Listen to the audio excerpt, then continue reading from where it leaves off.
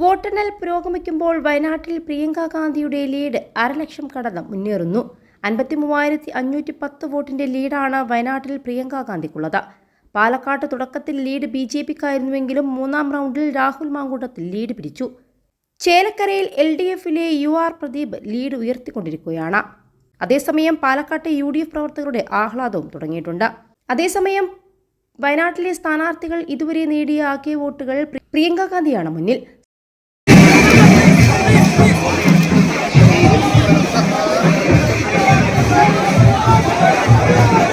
ലക്ഷത്തി 59,403 വോട്ടുകളാണ്. നിവ്യ ഹരിദാസ് 2,14,422 വോട്ടുകളും.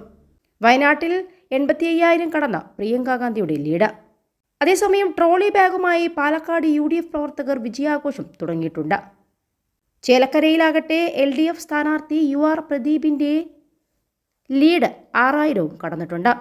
21 ലക്ഷത്തോളം സന്തുഷ്ടരായ ഉപഭോക്താക്കളും 2 ലക്ഷത്തോളം തിമിര ശസ്ത്രക്രിയകളും പൂർത്തിയാക്കിയ മലബാറിലെ ഏക കണ്ണാശുപത്രി Alsalama eye hospital, hospital road, Perinthalmanna. അതേസമയം രാഹുൽ മാങ്കൂട്ടത്തിനായി പാലക്കാട് മുദ്രാവാക്യം വിളിയുമായി UDF പ്രവർത്തകരും എത്തിയിട്ടുണ്ട്.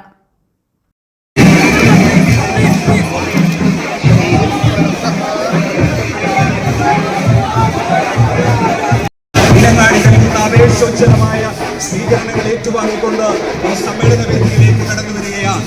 ഇന്ത്യൻ മതേതരത്വത്തിന്റെ, ഇന്ത്യൻ ജനാധിപത്യത്തിന്റെ, ഇന്ത്യയുടെ ബഹുസ്വരതയുടെ കാവൽ മാലാഖ